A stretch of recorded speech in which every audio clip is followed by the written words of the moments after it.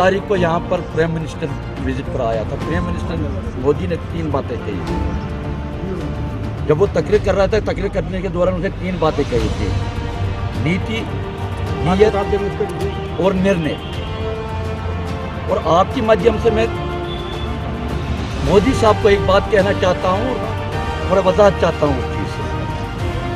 नीति था हमें उसकी पता चल गई है कि कठुआ केस के हवाले से ये नीयत वो क्या है उनकी, और नीति भी पता चल गई है कि कश्मीरी आवाम जो है, कश्मीरी लोग जो है, मारो पकड़ो, वो उसका भी पता चल गया। अब निर्णय की बात आती है।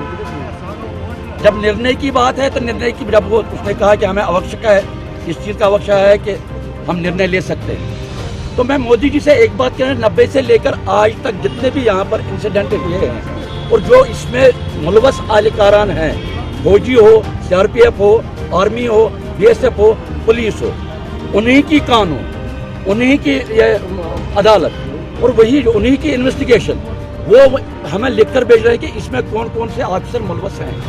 क्या मोदी जी में निर्णय ये ले सकते हैं कि वो उन ऑफिसर्स के खिलाफ कार्रवाई करें, उनके खिलाफ वो उनको जेल में डाल दें? मैं मोदी जी से ये कहना चाहता हूँ। एक सवाल। दूसरी बात, national human rights commission, amnesty international या बाकी जो जितने भी अदारे आते हैं यहाँ पे ह्यूमन राइट्स के हवाले से काम कर रहे हैं, मेहरबानी करके मैं उनसे फिर एक बार कहना चाहता हूँ कि वो काम कर रहे, अगर वो काम कर रहे हैं, हम ये नहीं कह रहे हैं वो काम कर रहे हैं, लेकिन कम से कम वो कश्मीरियों को, कश्मीरी जो यहाँ पर लोग हैं, यूथ है या बाकी जो है जो मर रहे हैं, उनकी दर्द को समझ कर काम करें, न कि बिजनेस समझ कर काम करें। अब रही बात स्टेट ह्यूमन राइट्स कमीशन की। स्टेट ह्यूमन राइट्स कमीशन के को मैं, जो यहाँ की चेयरमैन है स्टेट ह्यूमन राइट्स, उससे मैं एक बात कहना चाहता हूँ कि वो कानून के माहिर हैं। उसने तकरीबन 40 साल उसने चीफ जस्टिस रह चुके हैं। कानून के माध्यम से और कानून की रूह से जितने भी जो भी केस उसके पास पड़े हैं, सिर्फ मुआवजे और एक्सग्रेशन रिलीफ या SRO से वो इंसाफ नहीं है। उसको चाहे स्टेट ह्यूमन राइट्स कमीशन को चाहिए कि कानून के रूह से वो ये जो मुलवस आलिकारान इसमें इंसिडेंट्स में है, उन मुलवस आलिकारान के खिलाफ सिफारिश लिखें, उनके खिलाफ पनिशमेंट लिखें ताकि वो आगे बढ़े। सानिया हवल शुरुआत थी। भारत की यहाँ पर जो मुजरिमाना सरगर्मियाँ हैं, उनके फौजों की तरफ से जो यहाँ पर कत्ले आम तरतीब दिए गए थे, सानिया अवल पहला सानिया।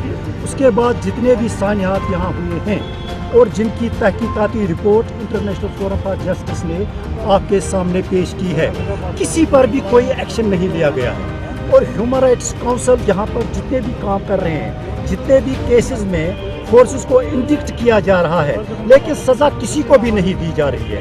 भारत का जो इंसाफ है वो इस्राइली तर्ज का है कि आप उन सब लोगों को मारो जो अपने हक की बात करें, जो इंसाफ की बात करें, जो हुकूक की बात करें। और कश्मीर में ये कत्ले आम सानिया हवल से शुरू हुआ और अभी तक चल रहा है, जिसकी ताज़ा मिसाल शोपियां में भी देखने को मिली, जब 6 बेगुनाह लोगों पर गोलियां बरसाकर, पलट बरसाकर, और कल रात को जब भारतीय फौजियों ने इफ्तारी का इंतजाम किया था, जब लोगों ने वो लेने से इनकार कर दिया, फौजियों ने हमारी छोटी छोटी बच्चियों पर भी गोलियां चलाई। 14 साल की बच्ची को जख्मी किया गया।